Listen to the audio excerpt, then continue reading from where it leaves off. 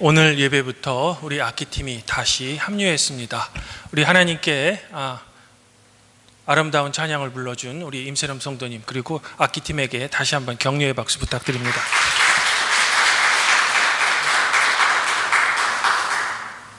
하나님 우리 아버지와 우리 주 예수 그리스도로부터 오는 은혜와 평강이 오늘 주일 공동 예배에 참석하신 발복교회 성도 여러분들에게도 함께하기를 바랍니다. 성도 여러분, 제 운전면허증 왼쪽 아래에는 장기기증이라는 작은 표시가 있습니다. 만일 제가 전혀 예측하지 못한 교통사고를 당해서 의사가 더 이상 살 수 없다라는 판정이 나면 제 몸에 간, 콩팥 등을 그대로 방치하지 말고 이것을 이제 필요로 하는 사람에게 나누어 주라는 그런 표시죠. 그 사람이 제가 평상시 알고 지내는 사람이 아니라 제가 전혀 모르는 사람일지라도 말입니다. 살아서는 이웃을 잘 돕지 못했는데 어차피 죽게 되면 그래도 좋은 일 한 가지라도 제가 하고 싶어서 신대원 시절 사랑의 장기기증 운동본부에 제가 신청을 한 겁니다. 말이 나온 김에 한 가지 더 소개해드리면 2001년 이수연이라는 청년이 일본에서 유학하던 중 술이 많이 취한 어떤 사람이 이제 선로에 떨어지자 그를 구하고 자신은 안타깝게 탈출하지 못하고 죽은 사건이 있었습니다. 당시 많은 사람들의 마음을 울렸던, 잊지 못할, 우리가 반드시 기억해야 될 그럴 사건이죠. 한편 의사이며 신부였던 고 이태석 신부는 자신과는 아무런 연고도 없는 아프리카의 남수단에 가서 무려 7년 동안이나 헌신적인 의료봉사를 하다가 2010년에 대장암으로 선종했습니다. 최근 그의 도움을 받은 수단 청년이 이제는 자라서 이태석 신부와 같은 의사가 돼서 사람들 간에 이제 화제가 된 적이 있습니다. 이들 모두는 은퇴한 이후에도 그저 명예와 돈을 추구하는 몇몇 개신교 목사들과는 전혀 다른 인생을 살았던 거죠. 성도 여러분, 그러면 우리 인간은 왜 자신과도 전혀 상관이 없는 사람들을 도와주는 걸까?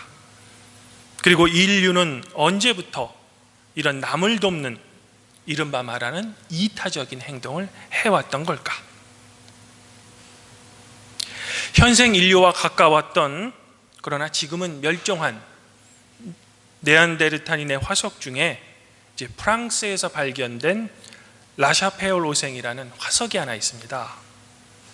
이 화석의 주인공은 고 인류학자들이 연구한 결과 이 관절염을 심하게 앓았고 이 어금니가 모두 빠진 후에도 한참을 살았다라고 판명되었습니다.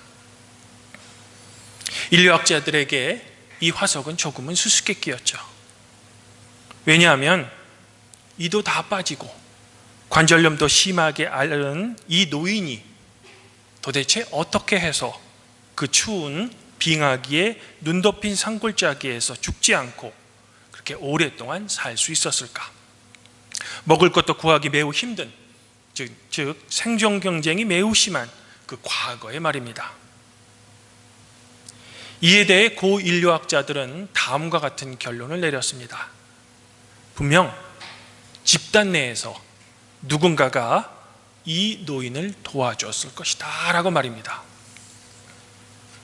이 화석 외에도 1950년대에 지금의 이제 이락 지역의 사니다르 유지역에서 발견된 또 다른 네안데르탈인의 또 다른 화석은 이 젊은 시절 사냥을 하다가 이 왼쪽 머리에 큰 부상을 입어서 왼쪽 눈은 실명했으며 뇌도 크게 다쳐서 이 오른팔과 오른다리를 제대로 사용하지 못한 화석도 있습니다. 그런데 이 화석도 오랫동안 생존했던 것으로 판명됐죠. 이에 대해 고 인류학자들은 젊어서 크게 다친 후에 혼자서는 결코 살아갈 수 없는 이 화석의 주인공이 오랫동안 살 수 있는 이유는 앞선 화석의 경우처럼 같은 집단 내에 누군가가 이 화석의 주인공을 도와주었다라는 결론을 내린 거죠.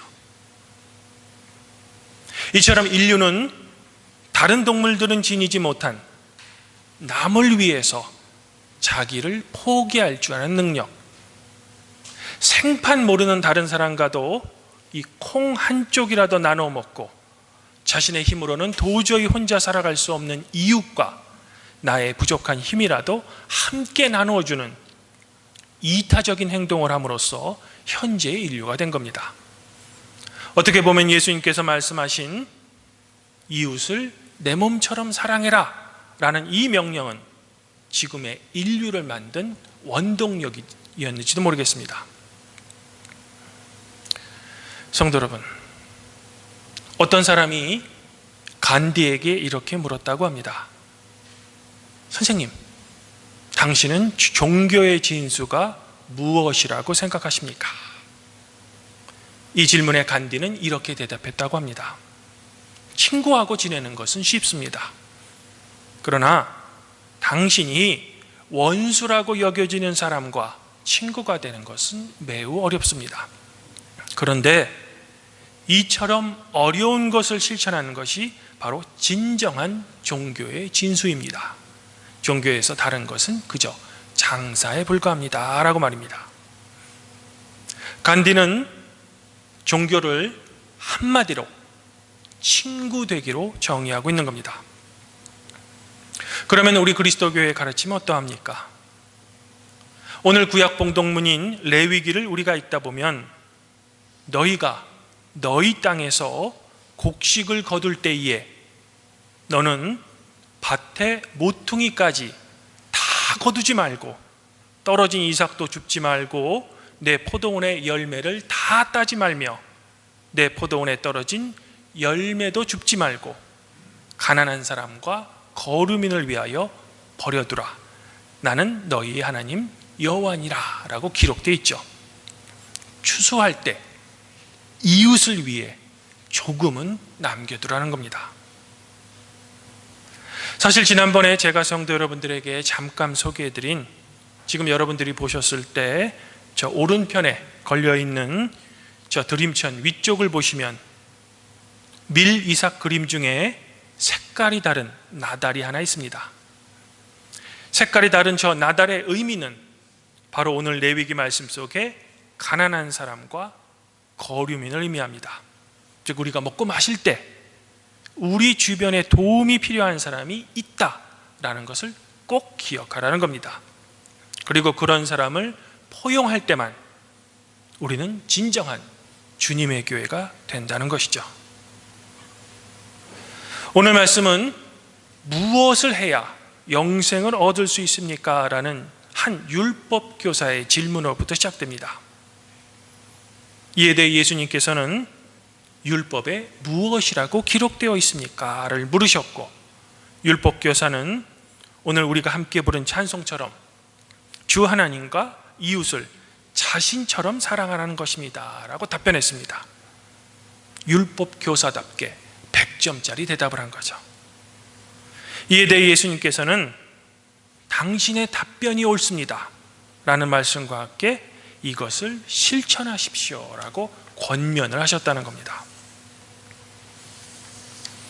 하지만 오늘 말씀은 여기서 끝나지 않습니다. 율법교사가 예수님께 다시 이렇게 묻는 겁니다. 그러면 나의 이웃이 누구입니까? 이 질문에 대한 예수님의 답변이 바로 그 유명한 사마리아 사람인 거죠. 그러면서 예수님께서는 율법교사가 했던 나의 이웃은 누구입니까? 라는 질문을 뒤집어서 누가 강도 만난 자의 이웃이 되겠습니까? 라고 율법교사에게 되물었다는 겁니다. 율법교사와 예수님의 이 질문은 우리가 언뜻 보기에는 서로 비슷해 보입니다. 하지만 이 두 질문은 완전히 서로 다른 의미의 질문입니다. 먼저 율법교사의 나의 이웃은 누구입니까? 라는 질문은 내 입장에서 내가 이웃의 관계를 맺을 수 있는 사람들은 어떤 부류의 사람입니까? 라는 질문이죠. 이 질문에는 이미 배제와 차별 차별이 포함되어 있습니다. 즉 율법교사의 질문의 주체는 바로 나 자신인 겁니다. 자기중심적인 질문이죠. 즉 율법교사가 이미 설정하고 생각하고 있는 이웃은 나와 같은 종교를 가진 사람, 나와 정치적 성향이 같은 사람, 또는 나와 경제적으로 어느 정도는 함께 어울릴 수 있는 사람이 이미 배정되어 있는 겁니다. 그러나 예수님께서 당신은 누구의 이웃이 되어주겠습니까? 라는 질문의 주체는 나가 아닌 다른 사람이 되는 겁니다. 자기중심적 입장을 과감히 포기하고 다른 사람의 입장에서 이웃의 개념을 다시 정의 내리라는 거죠. 예수님의 이 질문에는 율법교사의 질문과는 달리 포용과 관용이 이미 질문 안에 내재되어 있는 겁니다. 저는 앞서 다른 사람을 도와주는 이타적인 행동이 우리 인류를 생존케 하는 원동력이며 우리 인간의 생존에 꼭 필요한 것이다라고 말씀드렸습니다. 이런 의미에서 예수님께서 우리에게 이웃을 사랑하라 라고 명령하신 것은 결국 우리 인류의 생존의 문제라는 겁니다. 독일의 사회학자인 울리백은 우리가 살고 있는 이 현대사회를 위험사회라고 명명했습니다. 특별히 기후위기 등 환경파괴로 여러 가지 인간 생존의 위협이 극대화되고 있는 지금 정말로 우리 사회는 울리백이 경고한 위험사회인 것 같습니다. 많은 미래학자와 환경학자들은 인류의 대멸종이라는 가장 극한 시나리오로 우리에게 계속 경고를 하고 있습니다. 우리가 이러한 극한 위험을 극복하는 방법은 단 한 가지 방법밖에 없습니다. 그것은 서로 양보하고 서로의 이웃이 되어주는 겁니다. 그 사람이 나에게 유익을 주는 사람이 아니더라도 말입니다.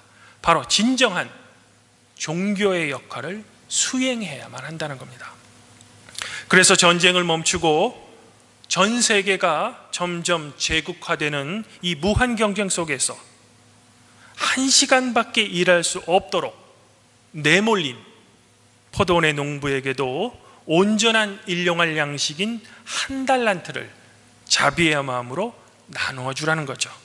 그들의 이웃이 되어주라는 겁니다. 그가 비록 나에게는 아무런 유익, 아니 심지어는 그에게 나의 것을 나누어 줘야 되는 불편함을 내가 겪더라도 말입니다. 저는 앞서 간디의 종교관에 대해서 성도 여러분들에게 말씀드렸습니다. 사실 오늘 말씀 속에 등장하는 제사장과 레위인 그리고 사마리아 사람들에게는 각각 자신들의 종교가 있었습니다.